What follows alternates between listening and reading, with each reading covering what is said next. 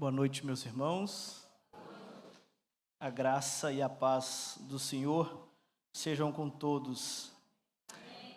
Que alegria poder estar com vocês aqui nessa noite, nesses dias de celebração. Fico muito honrado com o convite. Obrigado, pastor Mauro, pela confiança. Espero, aqui na Centenário, é a primeira vez que eu estou pregando, espero não ser a última. Vai depender do que eu pregar, né, pastor Mauro? E falar com vocês nesse clima de celebração não é das missões das mais fáceis. Mas antes de tudo, eu queria parabenizar vocês por 36 anos de organização. Não são 36 dias, não são 36 meses, 36 anos do Evangelho desbravando nesse bairro. E para falar a uma igreja que está completando 36 anos, eu queria que o próprio Deus falasse ao coração de vocês.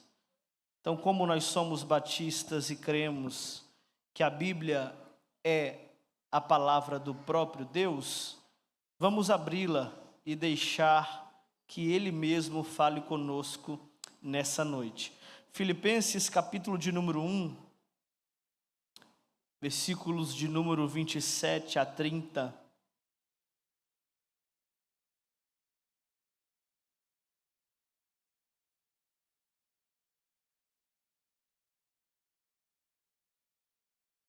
Filipenses capítulo de número 1, versículos de 27 a 30.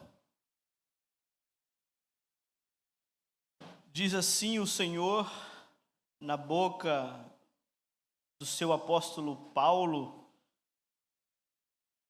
a uma igreja situada na cidade de Filipe. Não importa o que aconteça, exerçam a sua cidadania de maneira digna do Evangelho de Cristo, para que assim, quer eu vá e os veja, quer apenas ouça a seu respeito em minha ausência, fique eu sabendo que vocês permanecem firmes num só espírito, lutando unânimes pela fé evangélica, sem de forma alguma deixar-se intimidar por aqueles que se opõem a vocês. Para eles, isso é sinal de destruição, mas para vocês, de salvação, e isso da parte de Deus. Pois a vocês foi dado o privilégio, não de apenas crer em Cristo, mas também de sofrer por Ele, já que estão passando pelo mesmo combate que me viram enfrentar, e agora ouvem que ainda enfrento. Amém. Amados irmãos, nessa noite com a missão de ministrar o coração de uma igreja celebrante, o texto que Deus fez saltar aos meus olhos foi exatamente este que nós acabamos de ler. O texto de Paulo aos Filipenses, principalmente no primeiro capítulo. Paulo está escrevendo da prisão, porque Filipenses é uma das cartas da prisão de onde Paulo escreve.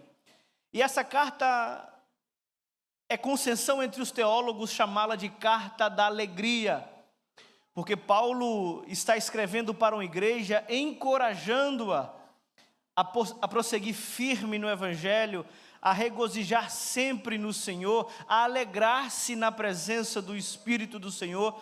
Paulo, em toda a carta, está animando uma igreja, revitalizando na esperança e injetando o ânimo do Senhor nas veias da igreja cristã que vivia sobre aquela cidade. Mesmo da prisão, Paulo tem o cuidado de escrever esse primeiro capítulo de maneira introdutória ao conteúdo que ele quer abordar com aqueles irmãos. E nessa introdução, no capítulo 1, ele vai ser enfático em dizer que ele estava em sofrimento, ele estava em condição de limitação física, ele estava aprisionado por cadeias romanas, mas que a mensagem que saía de sua boca estava mais livre do que nunca. Paulo entendia que a mensagem, embora o mensageiro estivesse aprisionado, ela era livre como o espírito. Embora o pregador pudesse ser de alguma maneira limitado, o efeito da sua pregação corria os ventos e as cadeias, aonde a voz e o som da sua voz pudesse ecoar nos ouvidos daqueles que o ouviam.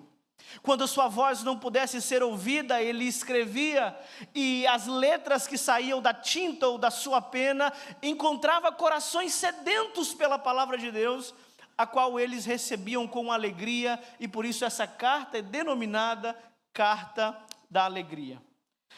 A carta de Paulo aos Filipenses, principalmente nesses versículos que nós acabamos de ler, tem o objetivo de ressaltar o compromisso daquela igreja local, situada na cidade de Filipos, de reforçar a aliança, de reanimar as forças daquela igreja que encontrava-se em tribulações, da mesma forma como o seu plantador por tribulações passava. Paulo vai dizer que agora vocês estão sentindo um pouco daquilo que vocês viram eu passar enquanto estava junto com vocês. Vocês agora estão experimentando a oposição, a ferrenha luta espiritual, as artimanhas de Satanás para tentar fechar as portas do trabalho que foi iniciado no meio de vocês. E Paulo está tentando renovar o compromisso de uma igreja que está em crescente a todo tempo, uma igreja que está com seu vigor cheio de gás, está alargando as suas tendas, ganhando e arrebatando corações, e as pessoas acreditando cada dia mais no evangelho que era pregado na cidade de Filipe. Passa-se o tempo, com a conversão de alguns, vai criando-se incômodos em outros, porque o evangelho tem essa dupla capacidade sobrenatural, de que com a mesma mensagem ele é capaz de arrebatar corações, mas também expelir ou endurecer corações que não se agradam da palavra. O evangelho tem essa dupla capacidade de atrair corações quebrantados, mas endurecer corações raivosos. Ele atrai pessoas que estão sedentos da presença de Deus, mas também repele aqueles que têm ódio e guerreiam contra Deus. Isso é objetivo e capacitado através da mensagem do evangelho. E na tentativa de renovar a esperança daqueles irmãos que guerreavam e enfrentavam oposições para o avanço da igreja naquela cidade, Paulo escreve aos irmãos de Filipos para reanimá-los. Irmãos, essa passagem, esse texto aplica-se para nós, porque nós, assim como a igreja de Filipos, nós, assim como os filipenses, enfrentamos um tempo onde o compromisso com a verdade, o compromisso com os valores, o compromisso com a família está se tornando muito mais escasso do que era no início. Até mesmo o compromisso com Deus está se esfriando. Aquela vitalidade que nós tínhamos, aquele desejo, o ímpeto de servir a Deus está cada vez se tornando mais difícil. E para que a igreja de Cristo não venha se acomodar com o espírito que impera nesse século, a palavra de Deus vem nos renovar a todo instante para nós não nos conformarmos com este mundo. Filipenses vai nos chamar à unidade e à firmeza, à consistência na verdade, a uma revitalização na espiritualidade, e nós precisamos aplicar isso na nossa realidade. Paulo não está escrevendo somente para líderes e pastores que enfrentam problemas espirituais. Paulo está escrevendo para uma igreja que está na linha de frente da batalha, indo contra o evangelho, indo contra o inferno, saqueando pessoas das garras de Satanás e arrebatando corações para perto de Jesus cada vez mais. E no versículo 27, ele vai nos apresentar a primeira verdade que reforça a nossa energia para servirmos a Cristo. Ele diz o seguinte: não importa o que aconteça, exerçam a sua cidadania de maneira digna do Evangelho de Cristo. Para uma igreja que está situada numa posição de confrontos e oposições, para uma igreja que está situada na guerra e a batalha espiritual que acontece nas regiões celestiais, para uma igreja que está em avanço contra o reino das trevas, saqueando e povoando o reino dos céus, Paulo vai escrever: exerçam a sua cidadania de maneira digna do Evangelho de Cristo. O primeiro conselho de Paulo para essa igreja é o conselho de que a igreja deveria comportar-se, viver de uma maneira digna, a qual o Evangelho de Cristo fosse glorificado no dia a dia que eles pudessem vivendo. Paulo não está escrevendo para uma igreja que se reúne uma vez por semana, dominicalmente, em um lugar específico. Paulo está dizendo para pessoas que se reúnem em um lugar e juntos eles se fazem uma igreja de Cristo reunidos naquele templo. Paulo está dizendo que as pessoas deveriam comportar-se como igreja. Não que nós tivéssemos um templo como igreja. E não há nada de negativo em termos um lugar específico e acomodado para nos reunirmos semanalmente. O problema é quando nós limitamos ser igreja a esse encontro que nós nos reunimos semanalmente. Paulo está escrevendo para pessoas, não para paredes. Paulo está escrevendo para gente, não para tijolo. Paulo está escrevendo para uma comunidade, não para um prédio estabelecido. Paulo está dizendo: exerçam a cidadania de vocês de maneira digna do Evangelho de Cristo. A palavra cidadania aqui é muito importante, e é uma palavra-chave dentro desse texto, porque Paulo está se referindo aos cidadãos de Filipos. E o que era Filipe? Filipos era uma cidade, uma colônia romana, e com a majestade do Império Romano naquele tempo, os cidadãos filipenses se orgulhavam do título de serem cidadãos romanos. Quando Paulo usa o conceito, vocês precisam viver a cidadania de vocês para a glória de Cristo, Paulo está dizendo aos cidadãos que eles deveriam se orgulhar de uma outra cidadania. Paulo está escrevendo a crentes que não deviam se comportar com orgulho por serem cidadão de uma pátria, ou por serem cidadão de uma nação, ou por pertencerem ou terem uma identidade mundana como a identidade romana. Mas Paulo está escrevendo para pessoas que, independente da cidadania terrena que eles tinham, eles deviam exercer a cidadania da origem e do destino de onde eles vieram e para onde eles vão. Paulo está dizendo: por mais que vocês sejam filipenses, por mais que vocês sejam cidadãos romanos, lembrem-se que vocês são cidadãos celestes. Vocês pertencem a um reino que não é terreno, e pertencentes a esse reino, vivam neste mundo como se vocês habitassem e já estivessem vivendo o reino de Deus na terra. Quando Paulo dá essa missão de viver o reino de Deus na terra, a responsabilidade para aqueles que se denominavam igreja aumenta. Porque uma coisa é nós sermos igreja 1h30 no domingo, uma vez por semana. Uma coisa é nós sermos igreja 24 horas por dia, todos os dias dessa mesma semana. Quando Paulo diz que aqueles cidadãos, que aqueles crentes, que aqueles habitantes da comunidade de fé da cidade de Filipe não deviam se orgulhar de serem cidadãos terrenos e romanos, ele está dizendo que a pátria da qual vocês fazem parte é muito mais importante do que a pátria da qual vocês se orgulham. Mais importante é vocês serem cidadãos celestes do que serem cidadãos romanos. É mais importante vocês viverem os valores do reino do que os valores de Roma, porque Roma, assim como todos os reinos já passaram, mas o reino a qual Jesus os transportou das trevas para a luz, jamais passará, e é um reino de eternidade a eternidade. Orgulhem-se disso. Se vocês tiverem alguma coisa de que se orgulhar, não se orgulhem da identidade de vocês. Se vocês tiverem alguma coisa para zelar, não zelem pela pátria de vocês. Se vocês tiverem alguma coisa para guardar no seu coração, guardem a origem de onde vocês vieram. E lembre-se sempre para onde vocês estão caminhando. Porque a maneira como vocês habitarem nessa pátria, definirá a pátria para a qual vocês irão depois dessa vida. Porque se vocês continuarem a comportar-se como cidadãos romanos, cidadãos brasileiros, cidadãos da cultura atual, se vocês continuarem a seguirem esse estilo de vida, vocês irão perecer quando esse estilo de vida passar.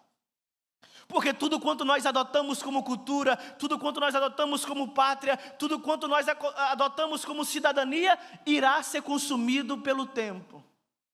Mas agora o reino a qual nós anunciamos, a pátria pela qual nós vivemos e o rei pelo qual nós batalhamos, é um reino celeste e invisível. Embora não é possível palpar-se dele, ele é real e está no meio de nós. Se vocês tiverem que se orgulhar, orgulhem da cidadania do reino celeste que vocês fazem parte. Exerçam a sua cidadania de maneira digna do Evangelho. Porque enquanto vocês vivem a vida aqui, vocês refletem os valores do Evangelho. Não vivam como cidadãos romanos, não vivam como cidadãos filipenses, mas vivam como cidadãos do reino de Deus. Porque à medida como vocês se comportam, o reino é transmitido àqueles que os observam. E à medida que uma igreja de 36 anos se constrói, influenciam toda a comunidade que está à sua volta. 36 anos não são 36 dias. 36 anos não são 33 semanas ou meses. 36 anos são 36 ciclos de exposição. São 36 anos na vitrine da comunidade. São 36 anos sendo testemunha aos olhos daqueles que estão à sua volta e observando. E a pergunta que fica para nós, do apóstolo Paulo é: vocês exerceram a cidadania de vocês de maneira digna do Evangelho? Pastor, traduz para mim que está muito difícil de entender, vou traduzir. Se a Igreja Batista Centenário sair do bairro Caladinho de Baixo, hoje a comunidade sente falta? É isso que Paulo está querendo dizer. Se os cidadãos da Centenário forem arrebatados hoje e todos sumissem, o bairro, a comunidade sentirá falta de você, seu vizinho será impactado pela sua ausência ou lhe dará glória a Deus porque você sumiu? Exerçam a cidadania de maneira digna do Evangelho. Comportem-se no dia a dia de maneira que glorifique o Evangelho.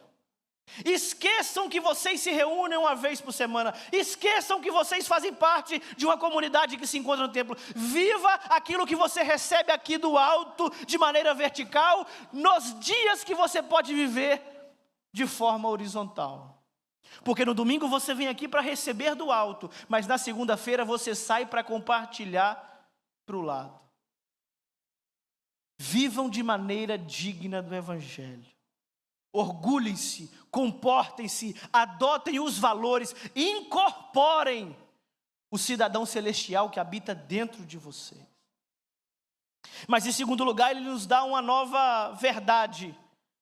Ele vai dizer assim na parte B do versículo 27, que eu fique sabendo que vocês permaneceram firmes num só espírito, lutando unânimes pela fé do Evangelho. Paulo diz que nós não devemos apenas nos comportar de maneira digna do Evangelho, mas também diz que nós devemos ser e ter uma firmeza espiritual e uma unidade através do Evangelho. Paulo diz que eu fique sabendo, se eu for no meio de vocês ou eu ouvir de alguma pessoa, que eu fique sabendo que vocês estão firmes. 36 anos após a inauguração, estão firmes.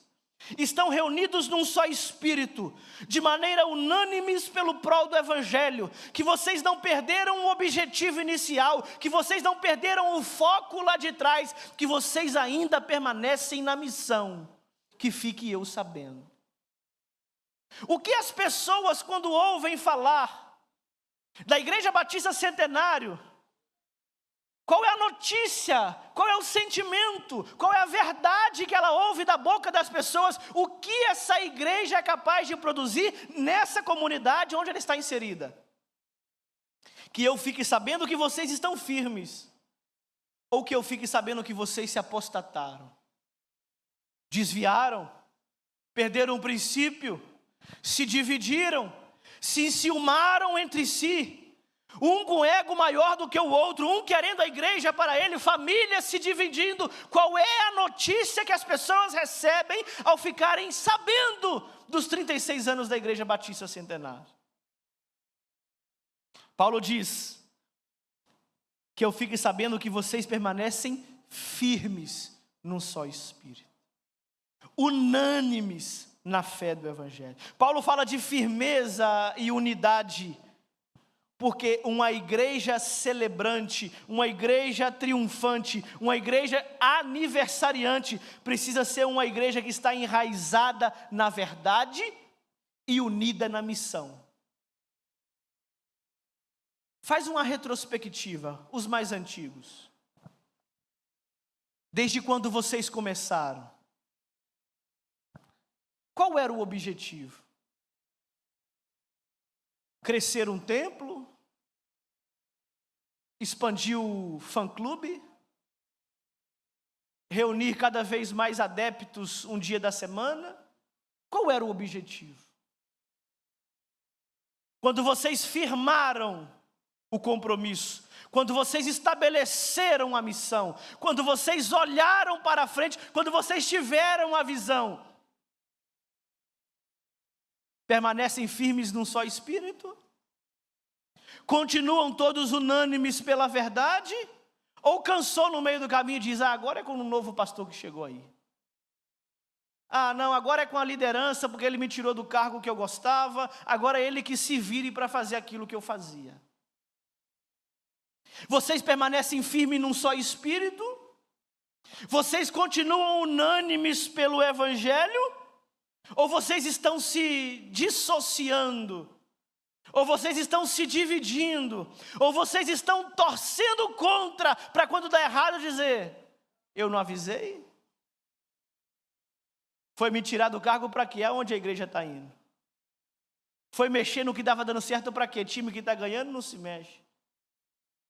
Paulo está dizendo que quando eu quiser ouvir a respeito de vocês, que vocês estejam firmes em um só espírito, que vocês estejam fixos na mesma visão, que vocês estejam direcionados naquela antiga missão.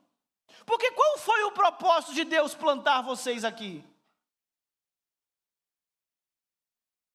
Uma igreja que permanece firme, está comprometida com o Evangelho a ponto de não se dividir por vaidades humanas.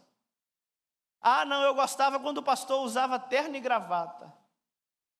Eu gostava quando o ministério de louvor não tinha paleta de cores, porque isso é chique demais. Eu gostava quando tudo era mais espontâneo. Eu gostava quando o Espírito dominava a igreja. Agora você é o termômetro para dizer que o Espírito não está na igreja. Quando Paulo diz, quando eu ouvir a falar de vocês, que vocês não tenham sucumbido às pressões tanto externas quanto internas que Satanás vai colocar sobre vocês. Porque as pressões vêm e existirão. Uma igreja que permanece firme no mesmo espírito, ela está com os olhos fitados na mesma missão, ela está unânime, lutando junto contra o inferno, ela está avançando conforme Jesus prometeu na sua palavra. Porque eu edificarei a igreja, e as portas do inferno não prevalecerão contra ela. Porta é instrumento de defesa.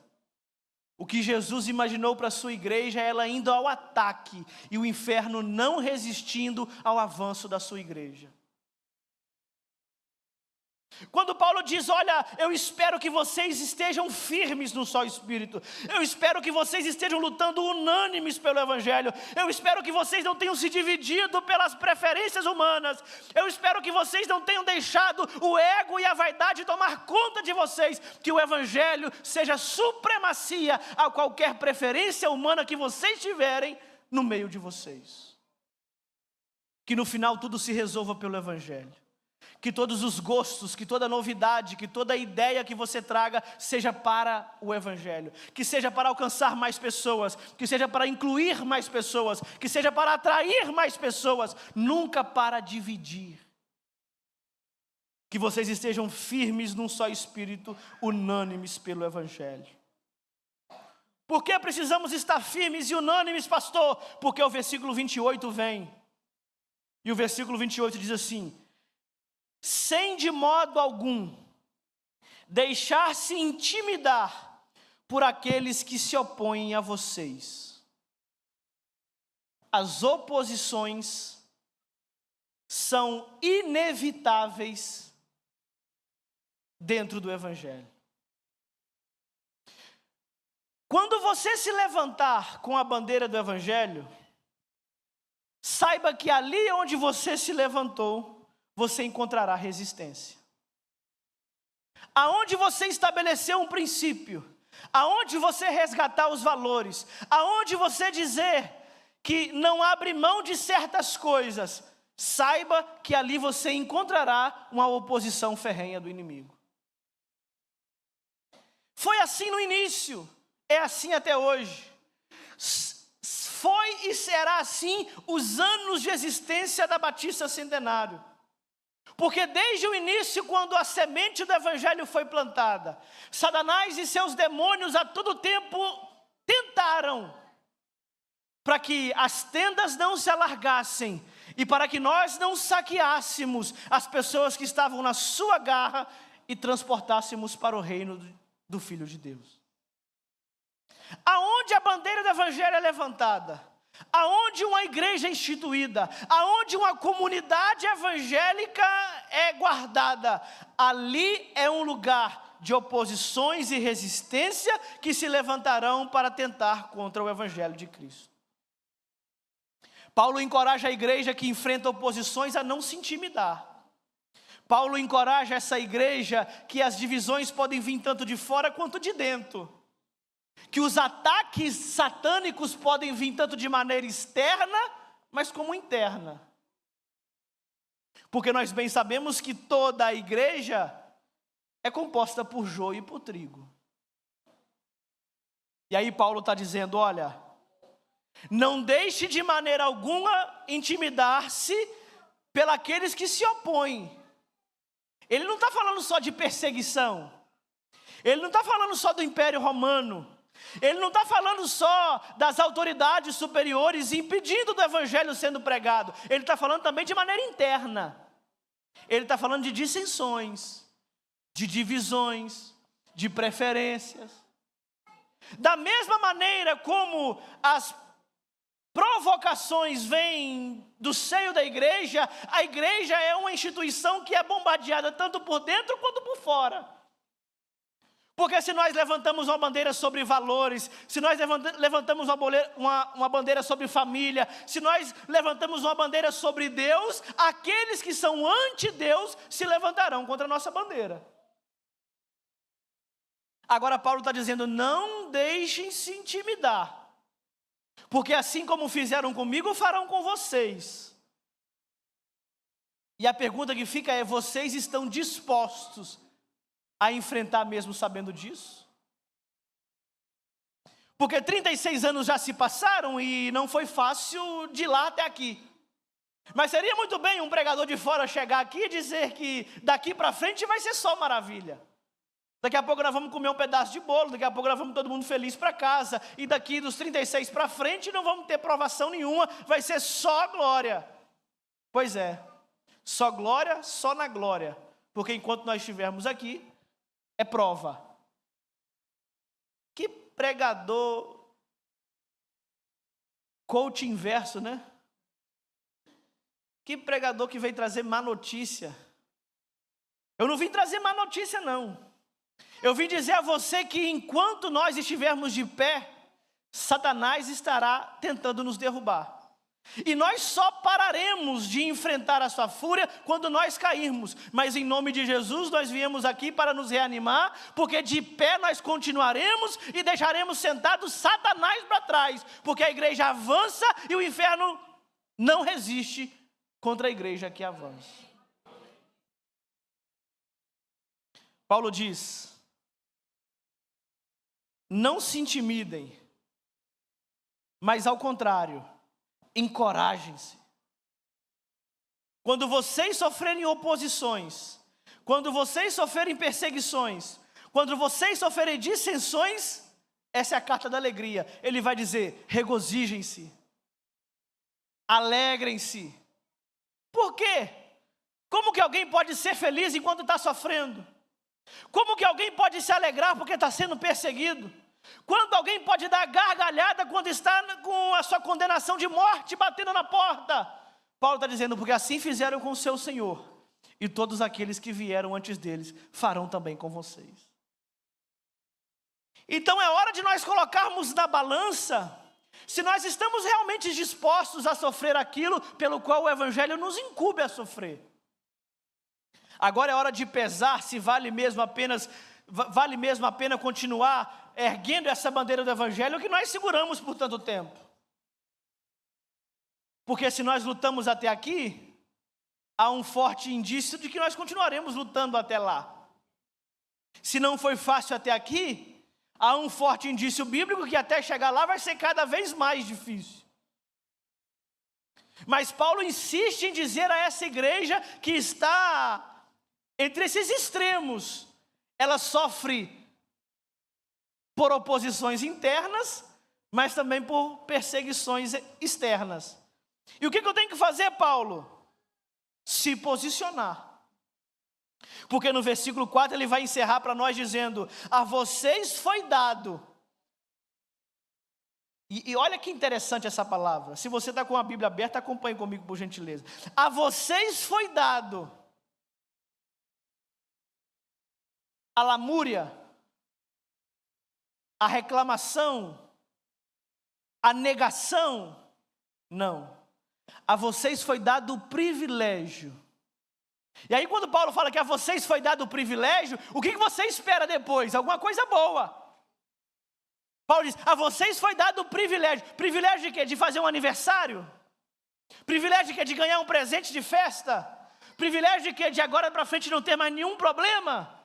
A vocês foi dado o privilégio de não apenas crer em Cristo, mas de também sofrer por Ele. Paradoxal isso aqui. Que isso, Paulo? Eu estou querendo bênção. Eu estou querendo vitória. É culto de celebração. Você tem que dizer que nós vamos romper em fé. Você tem que dizer que nós vamos para cima. Você tem que dizer que nós vamos declarar e vamos triunfar. Você vem dizer que o privilégio da igreja não é somente crer, mas também padecer. Crer e sofrer por Cristo são dois lados de uma mesma moeda. Não há fé sem sofrimento, e o sofrimento afia a fé. Nós precisamos estar cientes que a nossa fé no Evangelho de Cristo, aquilo que Ele nos chamou, o nosso chamado, a nossa missão, está incumbido inseparavelmente, tanto a fé como o sofrimento.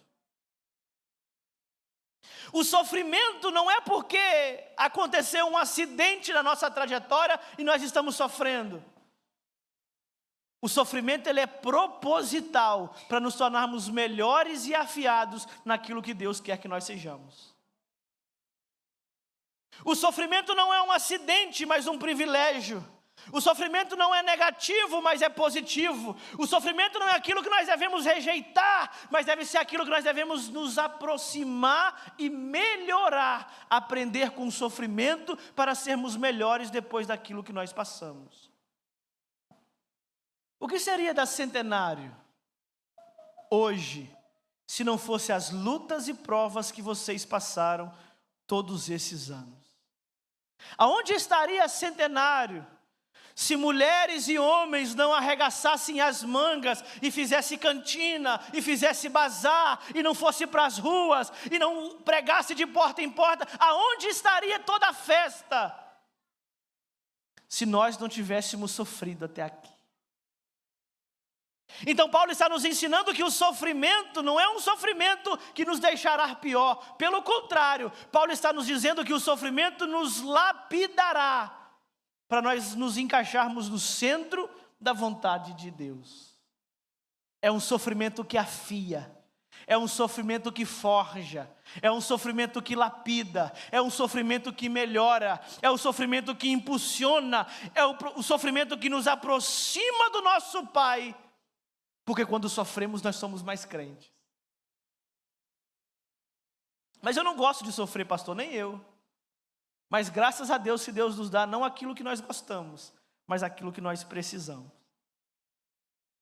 Nós não devemos rejeitar o sofrimento, nós não devemos abominar o sofrimento. E vem uma luta na vida do irmão, e a irmã quer repreender a luta que vem. Não repreende não, irmã. Mas pastor, vou orar para ter mais luta? Ora se possível. Porque quanto mais luta, mais vitória. Quanto mais prova, mais forjado ele fica. Quanto mais provação, mais caráter aprovado ele tem. E nós queremos fugir de luta o tempo todo. Nós queremos fugir de prova o tempo todo. Nós achamos que tudo é levante do inimigo. E Deus está nos moldando e nós não estamos vendo. Uma igreja que está comprometida com o Evangelho sabe o preço e está disposta a pagá-lo por causa do Evangelho. Mas nós queríamos uma mensagem mais positiva. Nós queríamos uma mensagem de levar mais para cima. Não, que ninguém entre no Evangelho por engano. Que ninguém entre pensando que vai encontrar um mar de rosas. Que ninguém entre pela bênção que vem receber e quando recebe vai embora. Porque o Evangelho nos causa todas essas intempéries da vida, porque Ele não nos promete a vida boa aqui e agora. Ele não nos promete a abundância terrena agora, mas Ele vai nos remeter e nos lembrar que nós somos e continuamos a ser cidadãos de um reino, a qual nós vivemos ele aqui na terra, mas caminhamos para vivê-lo eternamente lá no céu. Que nós possamos entender as responsabilidades, que nós possamos entender os valores e as incumbências, que nós possamos entender aquilo que está pela frente, quando nós nos responsabilizamos a levarmos a bandeira do Evangelho. Para finalizar, prometo não estender, uma igreja que resiste 36 anos,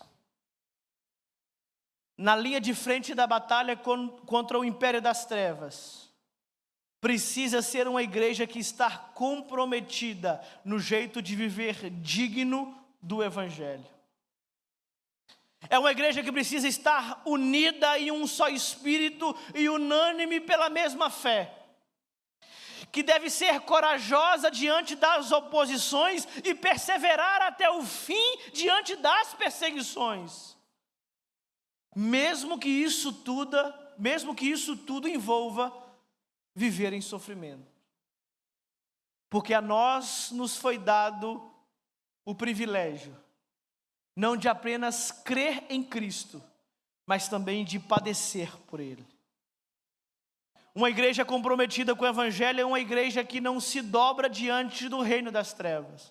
Uma igreja comprometida com o Evangelho é uma igreja que permanece firme contra os ventos das adversidades. Uma igreja comprometida com o Evangelho é uma igreja que permanece de pé, mesmo diante de toda a fúria do inferno, porque quem a sustenta é o próprio Deus.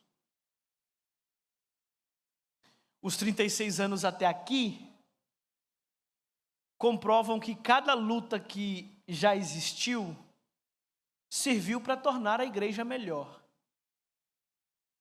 E os próximos 36 anos que virão servirá para afiar e refinar a comunidade de Deus estabelecida nesse lugar, para se encontrar com Ele quando Ele chamar. Que essa igreja seja uma igreja para te afiar, meu irmão. Que essa igreja seja uma igreja para te lapidar. Que há os momentos de alegria, há os momentos de conforto, há os momentos de regozijar. Mas Paulo nos alerta a regozijar sempre quando nós estivermos sofrendo. Não evite o sofrimento. Abrace-o e aproveite, porque você sairá dele melhor.